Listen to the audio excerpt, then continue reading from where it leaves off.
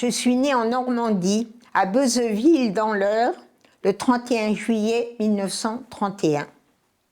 Et ça s'est très mal passé parce que ma mère a fait une hémorragie de la délivrance. Et c'est un docteur qui s'appelait le docteur Corquet, qui venait avec son cheval et qui a fait une transfusion à maman de bras à bras. Ça m'a sauvée. À l'époque, on ne connaissait ni le facteur Rhésus, ni le... Mais il a tenté tout et ça a sauvé maman, qui a fait une hémorragie épouvantable. C'est que c'était dans une petite... là où habitait ma grand-mère, c'était une chaumière normande, sans aucun confort, hein. Chez ma grand-mère Le Goff. Ma grand-mère était bretonne et elle s'appelait Le Goff. Ma grand-mère, si vous voulez, je peux vous raconter une anecdote, parce que mon grand-père Le Goff était chef de gare à Rennes. Puis il a eu une aventure. Et ma grand-mère n'a pas supporté, elle est partie avec maman, son fils qui a été tué à la guerre de 14 et ma tante Maria. Elle avait un frère, l'abbé Boulet, qui était curé de Corneville-les-Cloches. Et donc, elle s'est trouvée à la rue avec ses 3 enfants et elle est allée chez son frère. Et son frère lui a dit, écoute Marie, j'ai quelques économies parce qu'il y avait quand même un peu d'argent de ce côté-là, et je vais t'acheter un petit commerce rue des Bains, à Trouville, où donc ils se sont installés à Trouville à vendre du beurre, des œufs, enfin un petit commerce. Et il y avait je ne sais pas si vous connaissez la Normandie, non? À Trouville, les maisons, elles sont toutes en hauteur, très étroites. Et donc, mon grand-père avait quitté ma grand-mère depuis très longtemps. Et il est arrivé un jour, il était amputé d'une jambe, il avait eu une artérite, vous savez, à l'époque, quand vous aviez... Moi, je suis infirmière, hein, j'ai fait office de sage-femme. Bon, vous coupez la jambe. Il est arrivé chez ma grand-mère et il lui a dit « Maria, peux-tu m'héberger ?» Elle lui a dit « Oui, j'ai une chambre tout en haut, je viendrai t'apporter à manger le matin et le soir et je ne te parlerai plus jamais. » Elle lui apportait à manger le matin et le soir, elle ne lui a plus jamais parlé. Il est mort. Et quand il y a eu, elle a été chez le notaire lui a dit « Madame Le Goff, vous allez être tout à fait tranquille parce que votre mari, mon grand-père, avait fini comme sous-chef de gare à la gare Montparnasse, il avait une belle retraite, vous aurez une belle retraite, il vous laisse quelques liquidités. » Et vous savez ce que ma grand-mère a dit au notaire? Elle lui a dit « Oui, mon mari est comme les cochons, il fait du bien après sa mort. » Ça, c'était ma grand-mère. Mon père était capitaine au long cours. Il avait été élevé en Angleterre par ses parents, mais quand il s'est marié, maman n'a pas voulu se marier avec un marin, et donc il a démissionné de la marine. Ça a été l'erreur de sa vie. Être capitaine au long cours, c'est pas n'importe quoi. Il a démissionné, mais comme il parlait évidemment l'anglais, c'était sa langue maternelle, il a travaillé dans les grands hôtels. Et puis quand la crise de 29 est arrivée, terminé. Mes parents qui vivaient à l'aise, sans faire d'économie, ben, ça a été la chute libre. Quand la crise de 29 est arrivée, ben les Américains ne venaient plus, les Anglais ne venaient plus. C'était l'horreur en France, hein. Donc on s'est retrouvés... mon père faisait des petites saisons, maman s'est mise à faire des ménages, elle avait du linge chez les autres, enfin c'était vraiment n'importe quoi. Et quand on savait pas quoi faire de moi, on me mettait chez ma tante Maria, qui habitait Beuzeville, qui, elle, était stable.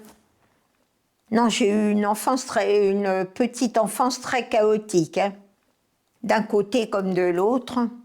Mes parents, ça allait à moitié. Hein. À cause de papa, il avait du travail à Paris. Mon père travaillant à Paris, maman vivait en Normandie. Moitié en Normandie, elle allait de temps en temps à Paris voir mon père. Ils vivaient ensemble, mais enfin, je pense que le chômage, la guerre, tout ça, ça avait détruit beaucoup de choses entre eux. Moi, j'ai eu une enfance très chaotique, hein. Mais j'allais souvent en Normandie chez ma tante. Quand ça n'allait pas, maman m'emmenait chez ma tante. Quand j'allais chez ma tante Maria, j'étais très gâtée, j'étais heureuse. Et puis la guerre est arrivée. Alors on était partagés, nous, entre Beuzeville et puis Paris. Bon, on n'avait plus rien à manger à Paris. C'était, vous savez, les bombardements. Moi, j'habitais au 46 de la rue des Bois, dans le 19e arrondissement. Notre concierge s'appelait Madame Michels. Elle était la mère de Charles Michels, qui a été fusillé à Chateaubriand. Il était député communiste et il était dans la même cellule que Guy Mottet. Donc il a été fusillé à Chateaubriand et c'était sa maman qui était notre concierge.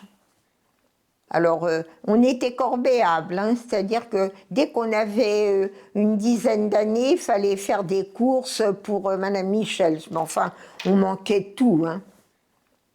Tiens, je vais vous raconter une anecdote. J'avais 11 ans, c'était en 1942.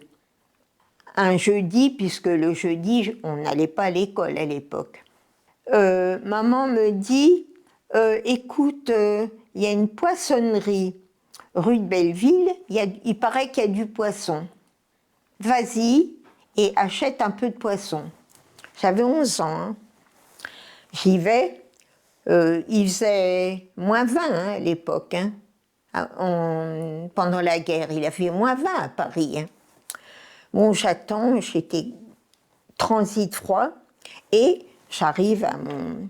Et on me donne un poulpe. C'est tout, je paye. Je reviens à la maison et je donne ce poulpe à maman, qui ne connaissait pas, puisque en Normandie, on connaissait les carlets, mais pas les poulpes. Elle dit « Ah, qu'est-ce que c'est que cette bête-là » Elle l'a mis à la poubelle. Oui, elle ne connaissait pas les poulpes.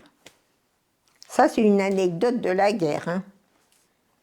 Alors, maman allait soit en Normandie, soit en Bretagne, et puis elle faisait un petit trafic. Elle avait réussi à avoir des pâtes alimentaires, qu'elle troquait contre du beurre, voilà. C'est ça qui nous a fait vivre. Elle ne vendait pas, bien sûr, mais enfin, elle faisait un petit trafic, elle prenait le train, elle allait voir ses cousins, ses cousines, en Bretagne ou en Normandie, et puis ça nous a aidé quand même à manger. Et le train, à l'époque, allait jusqu'à Beuzeville. On changeait à Lisieux, et on allait jusqu'à Beuzeville. Là, évidemment, depuis la guerre a disparu complètement. Hein. C'était un vieux train avec les banquettes en bois, mais enfin... Moi, j'ai été beaucoup bahutée. Hein. J'ai trouvé ma stabilité quand je me suis mariée. J'ai fait ma première communion en 1942 et maman m'emmène à un magasin qui n'existe plus, qui s'appelait La Belle Jardinière, qui était à la République. Et moi, j'étais pas grande, hein, je suis pas grande, mais et maman dit, alors le vendeur arrive, il lui dit, Madame, qu'est-ce que je peux faire pour vous? Maman lui dit, voilà, je voudrais une toilette, parce que vous savez, on était habillés comme des petites mariées, hein. Je voudrais une toilette, des chaussures, une aumônière, tout ça. Il lui dit, mais vous savez, vous connaissez l'époque, on est en 1942, j'ai rien du tout. Et maman lui a mis une livre de beurre sur le comptoir, et il est revenu avec une toilette, il y avait même, si vous voulez, l'aumônière, les chaussures, les bas, tout. J'ai fait ma communion en 1942, habillée comme une petite mariée, avec une livre de beurre. C'est comme ça que ça marchait, hein. Les gens étaient très veules, hein. Et puis après, si vous voulez, mes souvenirs de guerre, c'est mes petites amies, parce que c'était un quartier où il y avait beaucoup de juifs, le 19e arrondissement. Il y avait des petits fourreurs, des bottiers, enfin, et donc leurs enfants allaient à l'école avec moi. Et on les voyait disparaître les unes après les autres. Et quand on demandait à notre maîtresse « Ah, pourquoi Fanny, elle n'est pas là ?»« Ah ben, elle est partie à la campagne. » En fait, elles étaient déportées, hein. On l'a su plus tard. Mais vous savez, les Allemands n'auraient pas arrêté tous ces Juifs s'ils n'avaient pas été dénoncés. Il y avait une grande campagne. Vous savez, les gens se sont tous dit « Oh oui, on a été clean pendant la guerre, c'est pas vrai. » Et je vais vous dire, je vais vous donner une anecdote. Donc, nous n'avions pas beaucoup de confort là où nous étions. Et un jour, le gérant, qui s'appelait Arondel, dit à maman « Madame Eschenbronner, je vous ai trouvé un bel appartement. » C'était du côté de la République. Je vous emmène. Et c'était un jeudi, j'étais là, maman dit, ben, je prends ma fille avec moi. Et on arrive devant un immeuble haussmannien, très bien, et on monte, il y avait un ascenseur. On arrive, il ouvre les clés, on arrive dans un appartement. C'est bizarre, mais ce souvenir ne me quittera jamais. Il y avait une salle, un salon, et tout autour, il y avait des rayonnages avec un tas de bibelots, d'argenterie, tout ça. Et maman regardait. Il dit « Ça vous plaît, Madame Eschenbronner ?» Maman dit « Mais on est où, là ?» Et vous savez ce qu'il lui a dit? « On est chez des youpins. Ils ne sont pas prêts de revenir. » Alors maman a dit « Ah non, moi je ne mange pas de ce pain-là. » Et elle est partie en claquant la porte. Mais vous savez, il y a des gens qui en auraient profité, hein. Les gens étaient des salauds, hein. Parce que si les gens n'avaient pas dénoncé les Juifs, si les gens ne s'étaient pas montrés aussi infects, on n'aurait pas réussi à déporter autant de Juifs, hein. Ah, la campagne, c'était différent. C'était différent. Bon, déjà, ma grand-mère était très bien implantée dans le village, tout le monde les sait. Mais non, à Beuzeville, c'était différent. Ben, j'étais à Beuzeville ou chez ma tante Maria, il n'y avait pas de problème, hein. Puis il n'y avait pas de Juifs à Beuzeville. Donc, il n'y avait pas de problème de ce côté-là. Déjà, une campagne magnifique. On était libre, on allait se baigner dans les mares sans savoir nager, on aurait pu couler. Non, j'ai des très très bons souvenirs. Et du reste, ma grand-mère était locataire, et le propriétaire s'appelait Monsieur L'Épineuse. Il lui disait toujours « Mais Madame Le Goff, achetez-moi ma maison !» Et elle avait aucun sens de... Elle était détachée des biens de ce monde. Elle a dit « Mais pourquoi j'achèterais votre maison? Moi, je suis bien, je suis locataire. » C'est dommage parce que Beuzeville reste quand même dans mon cœur très présent, hein. Après mon brevet, je reste 2-3 ans à la maison parce que maman ça n'allait pas du tout. C'est moi qui tenais le ménage.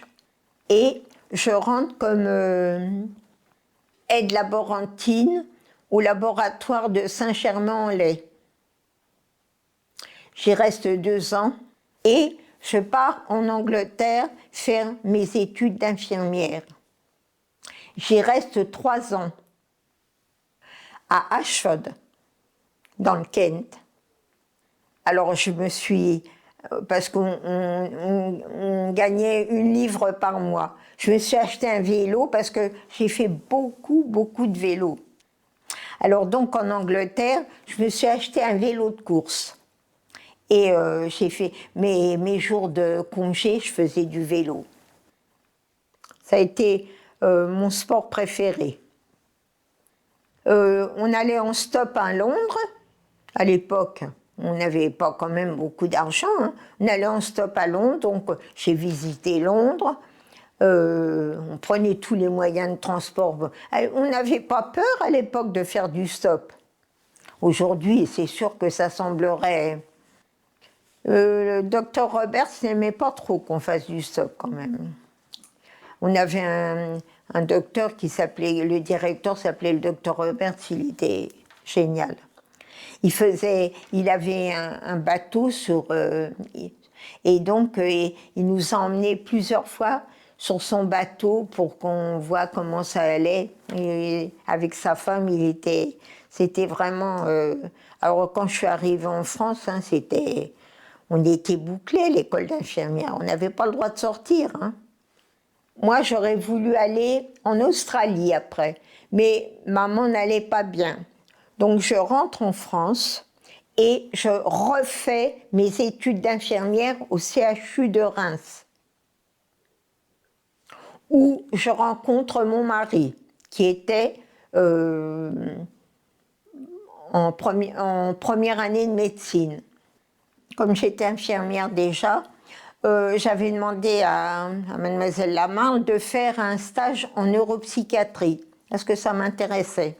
Et donc, j'arrive en neuropsychiatrie, j'étais en 2e année d'infirmière, et Jean Diot était externe provisoire. Donc, moi, j'avais prérogative sur lui. En étant en 2e année d'infirmière, lui n'était qu'externe provisoire, donc moi, j'étais au-dessus de lui. Et à l'époque, si vous voulez, j'étais très mince, mais on avait une première blouse, une deuxième blouse, une troisième blouse. On était vraiment... Et donc, c'est tout. Je commence dans le service du docteur Cochemet et Maurice. Ça me plaisait beaucoup. Et il arrive.